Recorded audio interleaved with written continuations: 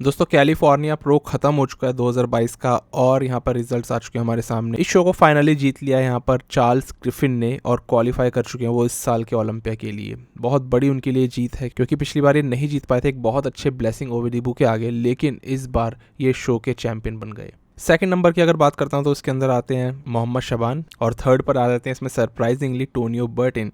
Fourth number की अगर बात करूँ तो इसमें एक नया नाम जुड़ा है आंड्रिया मूजी और फिफ्थ नंबर पर आते हैं इसमें पीटर क्लांसियर। सब नए नाम है ये, दो तीन जो आखिरी के हैं और इनमें आपको कन्फ्यूजन हो सकती है। तो ये सब लाइक क्लासिक कंपेटिटर ज़्यादा हैं, अभी बॉडी बिल्डर उतने हुए नहीं है, ये पूरी तरीके से बने नहीं है यहाँ पर। लेकिन दोस्तों टॉप 5 को भी नहीं क्रैक कर पाए हमारे सबके फेवरेट मैक्स चार्ल्स, वो कहीं और ही चले गए। उनकी प्लेसिंग अभी तक भी क्लियर नहीं हुई है अभी क्योंकि बिल्कुल रिजल्ट्स आए हैं। तो मैक्स चार्ल्स इसमें वही रहे होंगे 7th 8th 9th पे कहीं ना कहीं। अब इनकी प्लेसिंग तो नहीं आई टॉप 5 के अंदर, लेकिन स्टार्टिंग हम लोग इन्हीं से ही करेंगे, इसलिए मैक्स चार्ल्स इस शो में एवरेज दिख रहे थे फिर से और इसके अंदर उनकी कोई ऐसी खास कंडीशनिंग नहीं थी जब हमने कोई नई बार पहली बार देख ली हो। पिछली बार जैसे दिखे थे न्यूयॉर्क के अंदर उससे थोड़ा सा डाउन दिख रहे थे, लेकिन वही है उनके चेस्ट में फाइबर्स कभी भी नहीं जाते, वो तो हमेशा ही दिखने वाले हैं। लेग्स भी एज इट इज़ दिख रहे थे। बॉडी थोड़ी सी कम इंप्रेसिव लगी मुझे उनकी, उससे पहले हमने थोड़ा सा उनका बेहतर वर्जन देखा हुआ है। अगर अच्छे आ जाते ना तो टॉप 5 भी क्रैक कर सकते थे वो, क्योंकि पिछले वाले न्यूयॉर्क प्रो के अंदर थर्ड आ गए थे। इसके बाद अब मेन अपने एथलीट से हम लोग स्टार्टिंग करते हैं। स्टार्टिंग करेंगे चैंपियन से, चार्ल्स ग्रिफिन। चार्ल्स ने फिर से उसी तरीके से पीक किया जैसे पिछली बार हमें इंडी में दिखाई दिए थे। इनकी बॉडी में ना इस बार ऐसा लग रहा है जैसे कि ना थोड़ी सी और इन्होंने रिफाइनमेंट ऐड करी है। स्पेशली अगर मैं बैक की साइड से आपको दिखाना शुरू कर दूं, इनके हैमस्ट्रिंग्स पे एकदम से निगाह जाती है, बहुत ज़्यादा सेपरेशन आ रहा है पूरे लाइनअप में ना। ऐसा लग रहा है कि नीचे लोअर बॉडी में ये किसी को भी हरा देंगे। और फिर बैक भी इनकी बहुत अच्छी दिख रही है, back double bicep, back lat spread pose. Back lat spread तो स्पेशली इनका बहुत ज़्यादा भारी पड़ जाता है दूसरे एथलीट्स पे। एक तो लेट्स इतने नीचे से इनके खुल के आते हैं, फिर वो एक्स बहुत अच्छा दिखता है और ना ग्रेनीनेस है इनकी बैक में जो कि दूसरे एथलीट्स में लैक करती है, खासतौर से अगर इनके साथ में खड़े हुए हम मोहम्मद शबान की बात करें। तो ये ना बैक से जीत गए पूरे का पूरा गेम। फ्रंट से बात करूं तो वैक्यूम तो बहुत डीप ये मारते हैं और यार लेग्स से ध्यान नहीं जा रहा, पता लग रहा है ये एथलीट किस कंडीशनिंग में आया है। इनके आप बाइसेप्स को भी अगर ध्यान से देखो ना तो आपको पता लगेगा उसमें भी हल्की हल्की से फाइबर्स नजर आएंगे। ये कंडीशनिंग ना यार मिसाल बननी चाहिए आज के ज़माने को, मैं बोल रहा हूँ आज के बॉडी बिल्डर्स के लिए। बिग रैमी, ब्रैंडन करी, जिस तरीके की कंडीशनिंग ये लोग लाते हैं, अभी ब्रैंडन करी आर्नोल्ड में जैसी कंडीशनिंग लाए थे, वो क्या बेंचमार्क सेट कर रहे हैं। और ये मीडियोकर एथलीट्स हैं, ये क्या बेंचमार्क सेट कर रहे हैं।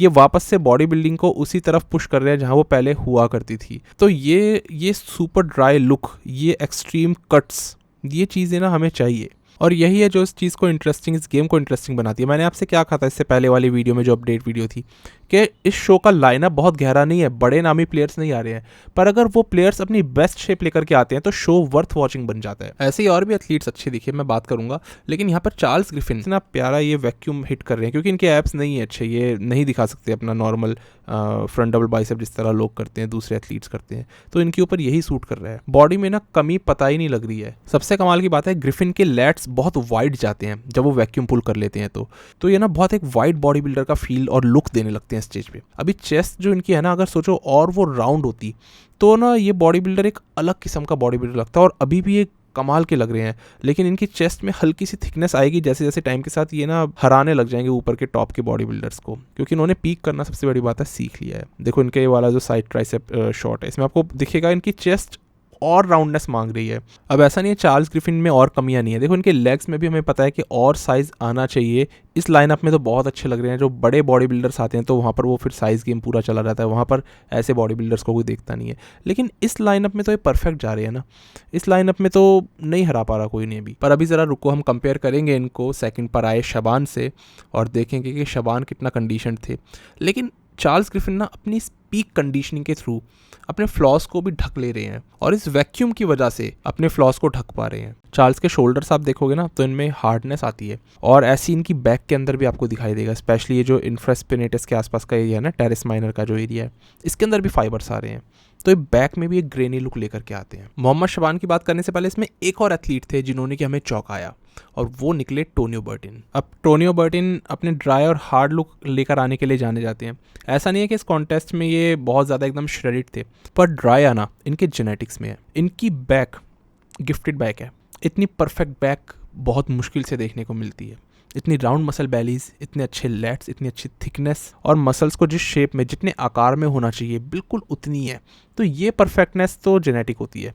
इसके बाद इनके शोल्डर्स एकदम राउंड हैं, इनके आर्म्स एकदम परफेक्टली जा रहे हैं पूरे बैक डबल बाइसेप पोज के साथ में, कोई चीज़ छोटी बड़ी नहीं दिखेगी आपको। सबसे बड़ी बात बताऊं, इससे भी बड़ी बात जो मुझे लगी वो है इनके ग्लूट्स। इनके ग्लूट्स की जो शेप है ना, लंबाई अगर आप देखो वो करीबन करीबन आपको विलियम बोनैक के ग्लूट्स जितनी ही दिखेगी। मास उतना नहीं है लेकिन। और दूसरी कमी, इनके जो हैमस्ट्रिंग्स है वो अभी उतने ज़्यादा नहीं है। तो अगर कंपेयर करूँ ना इनको मैं किसी बड़े एथलीट से, लाइक विलियम बोनैक से अगर कर लूँ, तो यहाँ पर ये उस लेवल तक पहुँचने का दम रखते हैं। ब्रेंडन करिए, उनके पास ग्लूट्स ही नहीं है, वो मसल्स ही नहीं है, तो वो उस तरीके से कभी भी विलियम बोनैक नहीं दिख सकते बैक डबल बाइसेप पोज में, लेकिन ये दिख सकते हैं आने वाले टाइम में।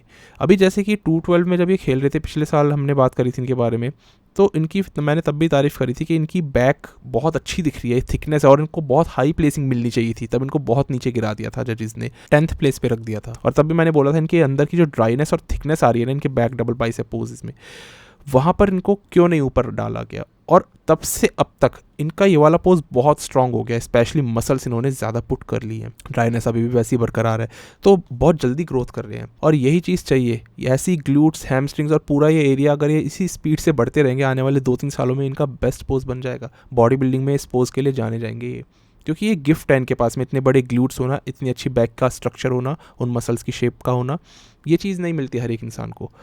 तो ये बहुत कमाल कर सकते हैं। टोनी बर्टन का ये फ्रंट मोस्ट मस्कुलर पोज आपको ये भी बहुत अच्छा निकल के आ रहा है, और वही है कि अभी बॉडी में ना और ज़्यादा रिफाइनमेंट आनी बाकी है। इसमें कोई दोहराई नहीं है कि इनको साइज़ की तो अभी काफ़ी ज़रूरत है, क्योंकि ये अभी क्लासिक एथलीट लग रहे हैं इस पोज को हिट करते वक्त। लेकिन टोनी बर्टन एक अच्छे एथलीट साबित हो सकते हैं आने वाले 2-3 सालों में। यहाँ पे अगर बात करता हूँ मैं इनके फ्रंट लैट स्प्रेड पोज की, तो आपको दिखेगा वही लैट्स का साइज़ भी इनमें बहुत ज़्यादा नहीं है। फ्रंट डबल बाइसेप की बात करूँ तो फिर आपको इनके लैट्स की कमी दिखेगी, बाइसेप्स में अभी वो साइज़ नहीं आया है, रिफाइनमेंट ओवरऑल लेग्स के अंदर उतनी ज़्यादा नहीं दिखेगी, वो जो डीप कट्स होते हैं। तो अभी क्लासिक साइड पे इनकी बॉडी ज़्यादा इंक्लाइंड है, और क्यों ना हो, क्योंकि अभी अभी उठकर तो आए हैं 212 अपनी कैटेगरी से, तो बहुत ज़्यादा मास तो पुट ऑन कर नहीं सकती बॉडी करीबन इन 6-7 महीनों में। तो धीरे धीरे करके ग्रोथ करेंगे ना, अच्छे एथलीट बनते चले जाएंगे। और यही जो विड्थ है इनकी बॉडी की, जब इनकी ये विड्थ बढ़ेगी ना, स्पेशली लैट्स के एरिया से, तो ये सही में बॉडी बिल्डर कंसीडर होने लग जाएंगे, एक ओपन क्लास बॉडी बिल्डर। लेकिन अभी भी इतने अच्छे थे कि फर्स्ट कॉल आउट में आ गए और टॉप 3 बॉडी बिल्डर्स में भी आ गए। मोहम्मद शबान की फ़िज़िक पिछले साल भी ऐसी थी, इस साल भी ऐसी दिखाई दे रही है। ऐसे कोई ह्यूज इंप्रूवमेंट्स इनकी फ़िज़िक में आपको नहीं दिखेंगे, एवरेज इंप्रूवमेंट्स भी नहीं दिख पा रहे, बहुत माइनर डिटेलिंग होगी जो कि लाए होंगे, और वो फोटोज़ वीडियोज़ में तो विजिबल नहीं हो सकते। अब ये इस शो को तभी जीत सकते थे अगर ये एकदम एब्सोल्यूट वही कंडीशनिंग लाते जो कि चार्ल्स ग्रिफिन लेकर के आए हैं, क्योंकि मोहम्मद शबान ना कभी भी कंडीशनिंग लाने के लिए नहीं जाने जाते। और वैसे भी देखो, इजिप्ट के बॉडी बिल्डर है, हसन मुस्तफ़ा भी इजिप्ट के हैं, बिग रैमी भी इजिप्ट के हैं। इजिप्ट वालों का कंडीशनिंग से थोड़ा दूर का रिश्ता रहता है, इनका ज़्यादा गहरा रिश्ता होता है लेग्स से। सभी के बड़े लेग्स दिखेंगे, लेकिन मोहम्मद शबान फिर भी कुछ भी कहो 1 किलोमीटर दूर से देखने में बिग रैमी लगती हैं। ये वही पोज करने का इनका तरीका है, मोस्ट मस्कुलर वाला। कंडीशनिंग की बात करूँ ना, तो इनकी डिसेंट कंडीशनिंग थी, ऐसे कोई ख़राब कंडीशनिंग नहीं थी, लेकिन चार्ल्स ग्रिफिन जितनी फिर शार्प कंडीशनिंग भी नहीं थी। उनके आगे तो ये सॉफ्ट लग रहे थे। आप शबान के लेग्स को देखो, फिर चार्ल्स ग्रिफिन के लेग्स, समझ में ही आ जाएगा, किसी को ही समझ में आ जाएगा।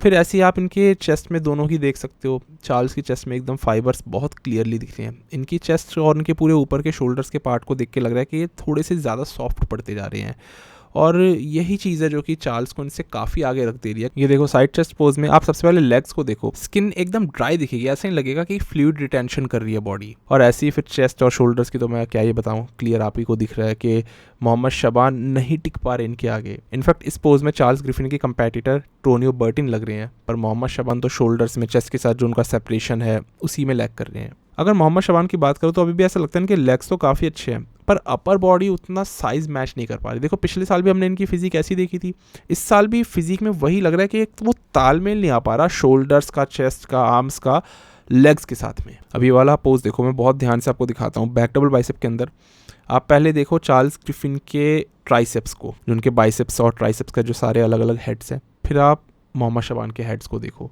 आपको एक भी हेड सेपरेटेड नहीं दिखेगा। ये होता है कंडीशनिंग का फ़र्क, जो कि Charles Griffin extra ordinary carry कर रहे हैं। तो दोस्तों ये तीनों एथलीट्स थे जो कि टॉप एथलीट्स में ही है। और हाँ, मोहम्मद शबान के बॉडी में ना आपको थिकनेस दिख जाएगी, जो चार्ल्स ग्रिफिन में उतनी नहीं है। तो कहीं कहीं पे ना आपको हो सकता है वो भी काफ़ी अच्छे लगे, किसी किसी पोज में वो भी अच्छा डोमिनेट करे। पर यही तीनों एथलीट्स दोस्तों जो कि टॉप 3 में रहे, और मोहम्मद शबान ने एक डिसेंट अपना पैकेज दिखाया।